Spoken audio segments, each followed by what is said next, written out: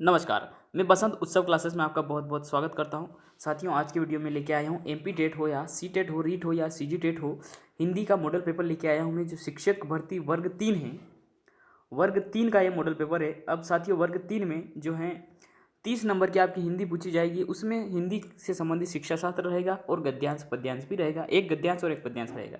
तो मैं आपके सामने एक गद्यांश लेके आया हूँ और हिंदी शिक्षा शास्त्र के क्वेश्चन लेके आया हूँ। तो चलिए शुरू करते हैं। तो गद्यांश के अंदर से जो क्वेश्चन बनते हैं वो इसी के अंदर जो शब्दावली है वहीं से बनते हैं। थोड़ा सा पढ़ लेते हैं हम। अगर ज़्यादा बड़ा है तो आप सबसे पहले क्वेश्चन को ज़रूर पढ़िए, उसके बाद उस पे गद्यांश को पढ़िए तो बेटर रहेगा। परिवार का कल्याण कैसे होगा, इस प्रश्न पर विचार समीचीन है। ठीक है, परिवार को सीमित रखने के प्रयत्न में ही परिवार का कल्याण का भाव निहित है। हमें यह बात भली प्रकार से जान लेनी चाहिए कि परिवार के बिना सोचे समझे बढ़ाने चले जाना मूर्खता है। इसके सिवाय कोई बात नहीं है। यह दुर्भाग्य की बात है कि हमारे देश में जनसंख्या अंधाधुंध वृद्धि हो रही है, जिसके फलस्वरूप परिवार कल्याण का कार्य पिछड़ जाता है। और इसमें आगे हैं, परिवार के सभी मनुष्य सुख शांति तभी प्राप्त होगी जब परिवार के सदस्यों की संख्या कम होगी, यानी छोटा परिवार सुखी परिवार। एक आय को बांटने वाले जब कम होंगे तब पाने वालों की अधिक भाग की प्राप्ति होगी। धीरे धीरे जनसंख्या वृद्धि की दर कमी लानी होगी। जनसंख्या वृद्धि के कारण ही नौकरी के अवसरों की कमी हो चली है और जिधर देखो उधर लंबी लाइनें ही दिखाई दे रही हैं। बहुत ही सरल क्वेश्चन इसके अंदर से पूछा गया है कि गद्यांश में सीमित शब्द का प्रत्यय क्या होगा। प्रत्यय पीछे लगता है, उपसर्ग आगे लगता है। अब सीमित का जो है प्रत्यय होगा साथियों, वह क्या होगा, इत होगा। त्र प्रत्यय नहीं होता है, सीमा प्रत्यय नहीं होता, मित पीठ प्रत्यय नहीं होता है, प्रत्यय इत होता है। अगर आपने प्रत्यय अच्छे से पढ़ा है तो ये बिल्कुल भी आपके लिए समस्या के लायक क्वेश्चन नहीं होगा। पूछा गया है कि गद्यांश में मूर्खता व्याकरण में क्या है। विशेषण है, क्रिया है, भाववाचक संज्ञा है या फिर क्रिया विशेषण है। तो मूर्खता जो है साथियों, यह भाववाचक संज्ञा होगी। ठीक है, क्योंकि यह अदृश्य होती है, यानी केवल इसको महसूस किया जा सकता है, इसको केवल अनुभव किया जा सकता है। ठीक है, तो यह क्या होगा, भाववाचक संज्ञा होगा। संज्ञा वाला टॉपिक में आपको पूरा पढ़ा चुका हूं, जिसमें अपने डिटेल से बात की है। हम विशेषण पढ़ चुके हैं, क्रिया भी पढ़ चुके हैं, क्रिया विशेषण भी अच्छे से पढ़ चुके हैं। दुर्भाग्य शब्द का विलोम क्या होगा। दुर्भाग्य शब्द का विलोम होता है साथियों सौभाग्य। तो आपका सही ऑप्शन होगा दूसरा। पूछा गया है, जिधर देखो उधर लंबी लाइनें ही दिखाई देती हैं, यहाँ लंबी शब्द क्या है। ये जो लंबी शब्द दिया, ये क्या है, संज्ञा, सर्वनाम या विशेषण है। तो साथियों लाइनों की विशेषता बताई जा रही है। कौन सा शब्द बता रहा है, लंबी। लाइनें कैसी हैं, लंबी हैं। तो जो विशेषता बताता है वह विशेषण होता है। अब अगला प्रश्न है, जनसंख्या वृद्धि के कारण नौकरी के अवसर कम हो रहे हैं। व्याकरण की दृष्टि से कम शब्द क्या है। ठीक है, क्रिया है या क्रिया विशेषण है, संज्ञा है या सर्वनाम है। तो साथियों, कम शब्द जो है यह किसी क्रिया को बता रहा है। ठीक है, किसी की विशेषता बता रहा है। किसकी बता रहा है, अवसर का कम होना। ठीक है, अवसर का कम होने को बता रहा है, तो यह होगी क्रिया विशेषण। पूछा गया है कि वह विधि जिसका प्रयोग चारों भाषाई कौशलों के विकास हेतु किया जाता है। ठीक है, कौन सी वह विधि है, दूरस्थ विधि, द्विभाषी विधि, अनुकरण विधि या सूत्र विधि। सबसे पहले चारों भाषाई कौशल कौन से हो गए। सबसे पहला कौशल होता है श्रवण कौशल, उसके बाद होता है वाचन कौशल, उसके बाद जो कौशल आता है उसका सही क्रम क्या होगा, फिर होता है पठन कौशल और अंत में होता है लेखन कौशल।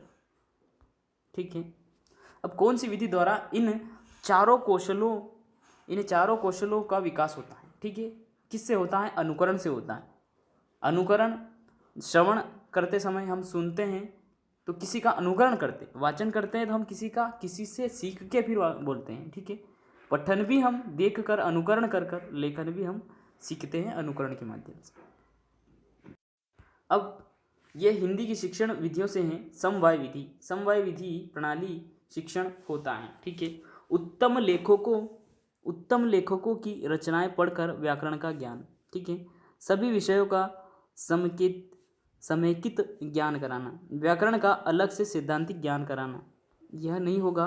गद्य पद्य शिक्षण के साथ व्याकरण शिक्षण कराना, यह भी नहीं होगा। ठीक है, समवाय प्रणाली शिक्षण होता है, तो यह इसमें कौन सा ऑप्शन आपका सही होगा।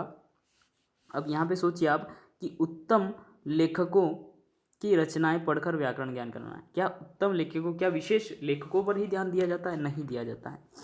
सभी विषयों का समेकित ज्ञान कराना, यानी कि एक सब्जेक्ट को पढ़ाया जा रहा है, ठीक है, उसमें सभी विषय को इंक्लूड करना है, यानी शिक्षक जो है अलग अलग विषयों से संबंधित बात चर्चा क्लास में कर सकता है। तो सही आपका दूसरा वाला होगा। अब हर्बर्ट विधि से क्वेश्चन आपका, हर्बर्ट विधि का एक दोष नहीं है, ठीक है, यह शिक्षण के मनोवैज्ञानिक सिद्धांत पर आधारित है। यह शिक्षण को अधिक स्वतंत्रता नहीं देती, यह गलत है। इसमें अधिगम की अपेक्षा शिक्षण पर अधिक बल दिया जाता है, नहीं, इसमें अधिगम पर बल दिया जाता है। रसानुभूति वाले पाठों का शिक्षण हेतु अधिक उपयुक्त नहीं है, नहीं, यह उपयुक्त है। कहने का मतलब क्या पूछा गया है कि दोष नहीं है। कौन सा दोष नहीं है? ये तीनों दोष हो गए हैं। ये दोष नहीं है कि यह शिक्षण के मनोवैज्ञानिक सिद्धांत पर आधारित है। मनोवैज्ञानिक सिद्धांत का मतलब होता है वह सिद्धांत जिसमें बच्चा स्वयं करके सीखे, स्वयं चिंतन करे। अगला क्वेश्चन है, पढ़ना सिखाने के लिए साहचर्य प्रणाली का निर्माण किसने किया? फ्रोवेल, मोंटेसरी, जॉन डीवी। तो साथियों, साहचर्य प्रणाली का जो निर्माण किया है वो मारिया मोंटेसरी ने किया है। इटली की रहने वाली थी यह एक शिक्षाविद थी। अगर आपने शिक्षण विधियां पढ़ी है तो आप आसानी से ही कर पाओगे, फिर भी मैं आपको समझाने का प्रयास कर रहा हूँ। यदि हम चाहते हैं कि विद्यार्थियों का भाषा पर पूरा अधिकार हो, तो उन्हें ऐसे लेखकों की रचनाएं पढ़ने के लिए दी जाए जिनका भाषा पर अच्छा अधिकार हो। यह कथन किस शिक्षण विधि के संदर्भ में कहा गया है? भाषा संसर्ग विधि, सूत्र विधि, पाठ्यपुस्तक विधि या फिर प्रयोग विधि। ठीक है, प्रयोग विधि यह नहीं होगी, सूत्र विधि भी यह नहीं है, पाठ्यपुस्तक विधि और भाषा संसर्ग में डाउट है। ठीक है, अब पाठ्यपुस्तक विधि भी यह नहीं हुई क्योंकि पाठ्यपुस्तक में सभी प्रकार की जो है कविताएं, कहानी होती हैं। ठीक है, इसके अलावा पाठ होते हैं। तो यह बात हो रही है कि इसमें विद्यार्थियों को भाषा का पूरा अधिकार करने का मतलब किसी ऐसी रचना की बात हो रही है। ठीक है, तो भाषा संसर्ग विधि ऐसी विधि है साथियों जिसमें जो है छात्र पाठ पठन के दौरान ही पाठ में आने वाले कठिन शब्दावली जो हैं उनकी मात्राओं का ज्ञान करवाना, ठीक है, उनके उच्चारण का ज्ञान करवाया जाता है। तो ये सभी, अगर कोई गतिविधि ये सभी करवाई जाती कक्षा में, तो भाषा संसर्ग विधि के अंतर्गत आती है। ठीक है, और शिक्षक जो प्राइमरी लेवल पर है, पीएस लेवल पर इस विधि का प्रयोग करते हैं, बच्चों को व्याकरण का अप्रत्यक्ष रूप से ज्ञान करवाते हैं, पाठ के दौरान ही उनको शब्दों का ज्ञान करवा देते हैं। अब अगला प्रश्न है आपका, इकाई किसी समस्या या योजना से संबंध जोड़ने वाली क्रियाओं की समग्रता या एकता को प्रकट करती हैं। इकाई विधि यह कथन है। ठीक है, इकाई विधि का यह कथन किसके द्वारा दिया गया है साथियों? Thomas S risk, Morrison Herbert या फिर हेनरी हेरेप द्वारा दी गई। तो साथियों, यह जो पंक्ति दी गई है यह किसके द्वारा दी गई है? यह थॉमस एस रिस्क द्वारा दी गई विधि है। पूछा गया है, द्विभाषी पद्धति का क्षेत्र नहीं है। ठीक है, प्राथमिक कक्षाएं, सम्मेलन, गोष्ठी, विदेशी भाषा शिक्षण और अनुवाद शिक्षण। ठीक है, अनुवाद शिक्षण में क्या है साथियों, जैसे कि हमारी दूसरी भाषा है अंग्रेजी, उसको अनुवाद विधि से पढ़ाया जाता है। ये यहाँ पे सही नहीं होगा, द्विभाषी पद्धति का क्षेत्र नहीं है पूछा है, वे क्षेत्र हैं। विदेशी भाषा शिक्षण ये भी इसके अंतर्गत आती है। सम्मेलन एंड गोष्ठी में भी जो है विभिन्न भाषाओं का प्रयोग किया जाता है।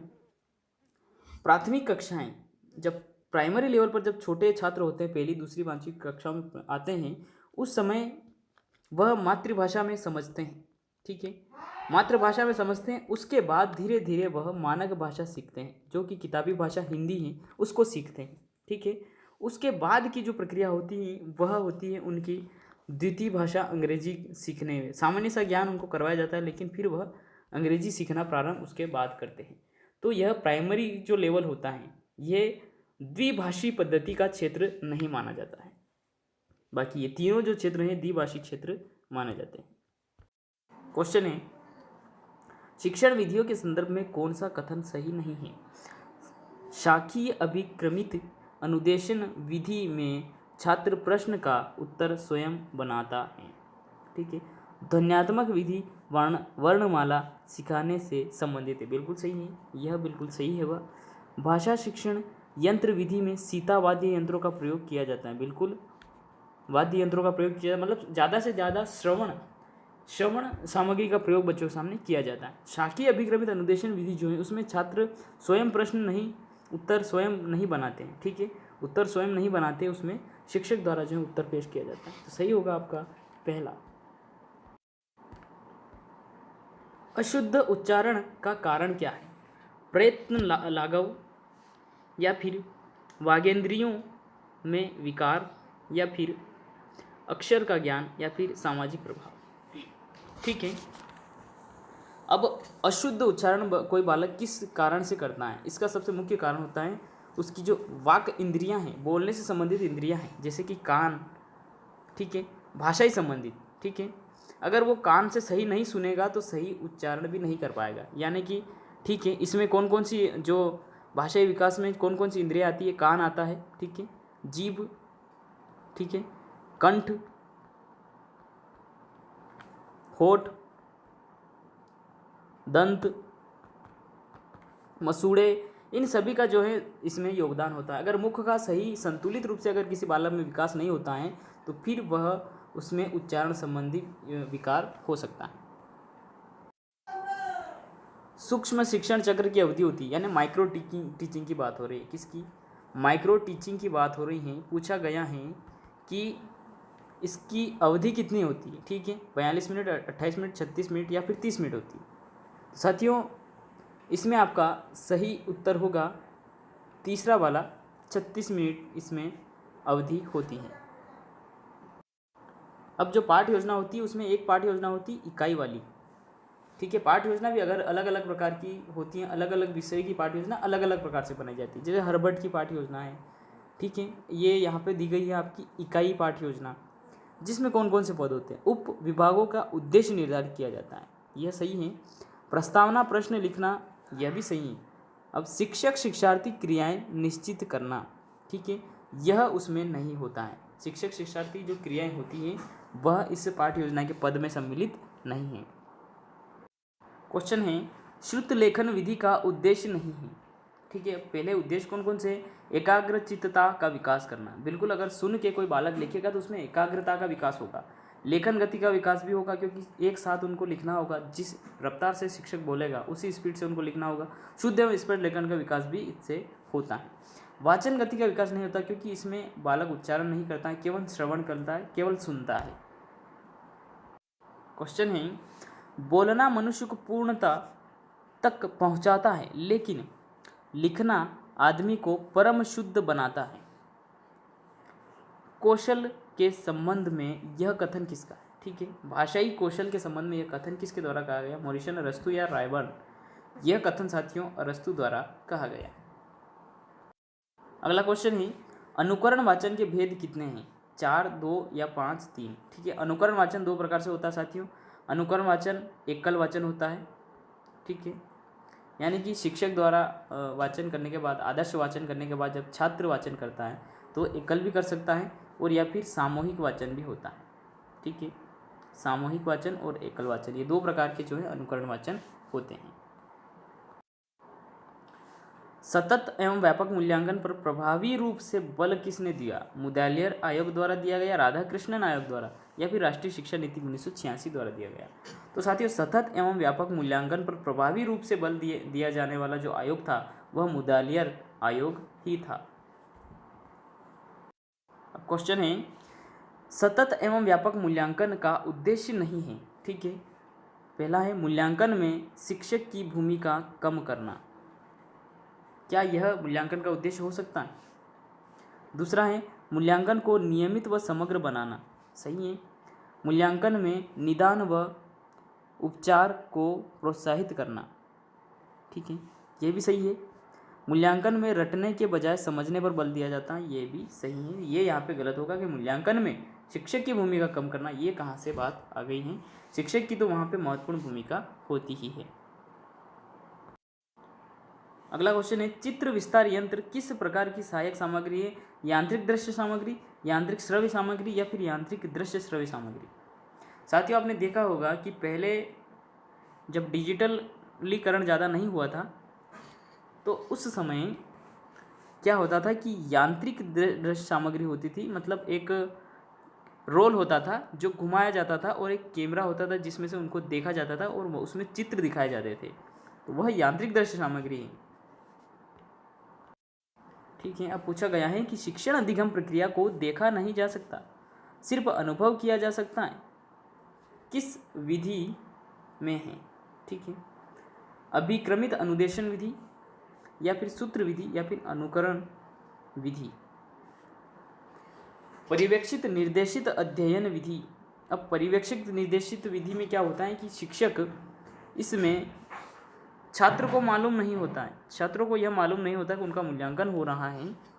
शिक्षक केवल उनको देखकर, उनकी गतिविधियों को देखकर, उनका कोई टेस्ट लेकर फिर उनको जानते हैं, उनका मूल्यांकन करते हैं, तो यह अदृश्य रूप से किया जाता है, तो ये यहाँ पे सही होगा। अगला क्वेश्चन है, न्यूनतम साधनों के माध्यम से सिद्धांत अथवा तथ्यों से स्पष्टीकरण की विधि। न्यूनतम साधनों के माध्यम से सिद्धांतों को पेश किया जाना और तथ्यों को पेश किया जाना, वह कौन सी विधि? वाचन विधि में सिद्धांत और तथ्यों का पेश किया जा सकता है। ठीक है, वाचन विधि में हो न्यूनतम साधनों का प्रयोग तो होता ही है, सैनिक विधि में भी न्यूनतम साधनों का प्रयोग की आवश्यकता होती है, लेकिन सिद्धांत और तथ्यों को सही तरीके से केवल प्रदर्शन विधि में ही व्यक्त किया जा सकता है या स्पष्टीकरण दिया जा सकता है। वह शिक्षण विधि जिसमें वे अध्यापक करे जो विषयगत योग्यता एवं कौशलों की दृष्टि से एक दूसरे के पूरक हो। ठीक है, वह शिक्षण विधि जिसमें अध्यापक करे जो विषयगत योग्यता एवं कौशलों की दृष्टि से एक दूसरे के पूरक हैं। ठीक है, यानी एक दूसरे की मदद जो है, जैसे किसी शिक्षक को मैथ्स आती है तो किसी शिक्षक को इतिहास आती है, तो वह दोनों एक दूसरे के पूरक, एक दूसरे की मदद कर सकते हैं, तो वह कौन सी विधि हुई? दल शिक्षण हुई। स्वमूल्यांकन से संबंधित विधि कौन सी है? अभिक्रमित अनुदेशन विधि, सूत्र लेखन अभ्यास विधि, निगमन विधि या फिर प्रत्यक्ष विधि? प्रत्यक्ष विधि जो है साथियों, इसमें भाषा का ज्ञान जो है प्रत्यक्ष रूप से कक्षा में पाठ के दौरान ही व्याकरण का ज्ञान करवाया जाता है, व्याकरण शिक्षण की विधि है प्रत्यक्ष विधि। निगमन विधि में आपको पता है कि पहले नियम दिए जाते हैं, फिर उदाहरण पेश किए जाते हैं, यह प्राचीन विधि मानी जाती है, यह अमनोवैज्ञानिक विधि है। ठीक है, यह कठिन विधि भी है। श्रुत लेखन अभ्यास विधि, ठीक है, सुनकर लिखने की जो विधि अभ्यास विधि होती है वह भी स्व मूल्यांकन पर आधारित नहीं होती, लेकिन अभिक्रमित अनुदेशन विधि जो होती है इसमें बालक स्वयं चिंतन करता है, स्वयं ही जो उत्तर की खोज करता है और खुद का मूल्यांकन करता है। अगला क्वेश्चन है, विभिन्न विषयों में निहित ज्ञान की एकता को स्पष्ट करने के लिए सहसंबंध आवश्यक है। सहसंबंध यानी आपसी संबंध होना आवश्यक है, किसके लिए? विभिन्न विषयों के ज्ञान की एकता को स्पष्ट करने के लिए, यानी अलग अलग विषयों के ज्ञान को एकत्र करने के लिए उनमें सहसंबंध स्थापित करना। यह शिक्षण जिस विधि में से होगा, कौन सी विधि से होगा? रसास्वादन प्रदर्शन विधि, समवाय शिक्षण विधि या फिर व्याख्यान विधि से। रसास्वादन विधि जो है अंत में किसी कक्षा पाठ के दौरान या उसके अंत में की जाती है, इसमें कविताएं या फिर गीत प्रस्तुत किए जाते हैं और बच्चों को इनसे आनंद की प्राप्ति होती है, इनको ही रसास्वादन विधि कहा जाता है। ठीक है, अब है प्रदर्शन विधि, इसमें प्रदर्शनी लगाई जाती है, TLM हुए, ठीक है, जो कि टीचिंग लर्निंग मटेरियल है उनका प्रदर्शन लगाया जाता है। समवाय विधि, समवाय शिक्षण विधि यह एक ऐसी शिक्षण विधि है जिसमें अलग अलग विषयों का जो है ज्ञान जो है एकत्र कर सहसंबंध स्थापित करके दिया जाता है। व्याख्या विधि उच्च कक्षाओं के लिए आवश्यक है, इसमें केवल शिक्षक ही गतिशील रहता है, इसमें छात्रों की सहभागिता नहीं रहती है। यह नीरस विधि है। व्याकरण के नियमों को कंठस्थ कराने की अपेक्षा कक्ष में भाषाई वातावरण बनाने पर अधिक बल दिया जाता है।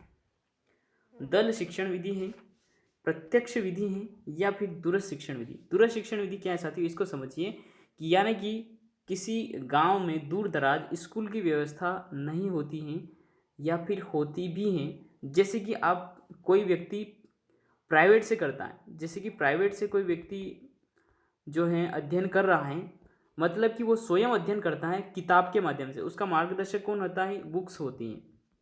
दूरस्थ शिक्षण प्रणाली जिसको कहा जाता है, इसमें बालक स्वयं पढ़ता है और किस वे में पढ़ता है, वह किस आधार पर पढ़ता है? इकाई के आधार पर, पाठ्यक्रम के आधार पर, किताबों के माध्यम से, वह दूरस्थ शिक्षण विधि कहलाती है। प्रत्यक्ष विधि जो कि मैंने आपको बताया अभी, और दल शिक्षण विधि वह शिक्षण विधि है जो कि कक्षा भाषाई वातावरण बनाने के अधिक बल दिया जाता है। ठीक है, तो साथियों प्रत्यक्ष विधि इसमें सही ऑप्शन आपका होगा, कि जिसमें क्या होता है, व्याकरण के नियमों को कंठस्थ कराने की अपेक्षा क्या किया जाता है, कक्षा में भाषाई वातावरण बनाया जाता है। लेकिन पाठ के दौरान कोई कठिन शब्द आया है, उसका जो है शिक्षक स्वयं शामपट पर, बोर्ड पर लिखकर उसकी त्रुटि संबंधी, उच्चारण संबंधी, वर्तनी संबंधी ज्ञान करवाएगा, वही प्रत्यक्ष विधि होती है। शुद्ध लेखन अभ्यास यानी सुनकर लिखना विधि के उद्देश्य हैं छात्रों के श्रवण व लेखन का समन्वय करना। बिल्कुल, सुनकर कोई बालक जब लिखेगा तो श्रवण और लेखन में विकास होगा। शुद्ध वर्तनी सीखने में सहायक होता है, बिल्कुल वो बार बार अभ्यास करेगा। लेखन की गति में वृद्धि करना, बिल्कुल, तो आपका सही होगा ये सभी। अब समझिए, पूछा गया है कि सूक्ष्म यानी माइक्रो टीचिंग के लिए आवश्यक नहीं है। क्या आवश्यक नहीं है? प्रत्येक पाठ के पूर्व उद्देश्य तय करना, यह आवश्यक है। अंतः क्रिया पर बल दिया जाना, यह भी आवश्यक है। पाठ और मूल्यांकन के साथ चलें, यह भी सत्य है। शिक्षण की समय अवधि तय नहीं करें, शिक्षण की समय अवधि जो है तय करनी होती है, तो फिर यहाँ पे ये गलत होगा, इसलिए यह सही होगा। साथियों, आज की वीडियो में अपने 30 क्वेश्चन हो चुके हैं हिंदी शिक्षा शास्त्र से। वीडियो अच्छा लगा लाइक ज़रूर करें साथियों, मेरा हौसला बढ़ाएं, आप शेयर करें ज़्यादा से ज़्यादा। अगर आप लोग शेयर कर देंगे, अगर आप में से 5 स्टूडेंट भी वीडियोज़ को शेयर कर रहे हैं, तो मुझे जो है बहुत सारे जो है व्यूज़ मिल जाएंगे। ठीक है, तो इससे मेरी मेहनत जो है उन लोगों तक भी पहुंच जाएगी जिनको आवश्यकता है। उसी के साथ चैनल को सब्सक्राइब ज़रूर करें और बेल आइकन को हिट करें ताकि आपको नोटिफिकेशन मिलता रहे। बहुत बहुत धन्यवाद, मिलते हैं अगले वीडियो में।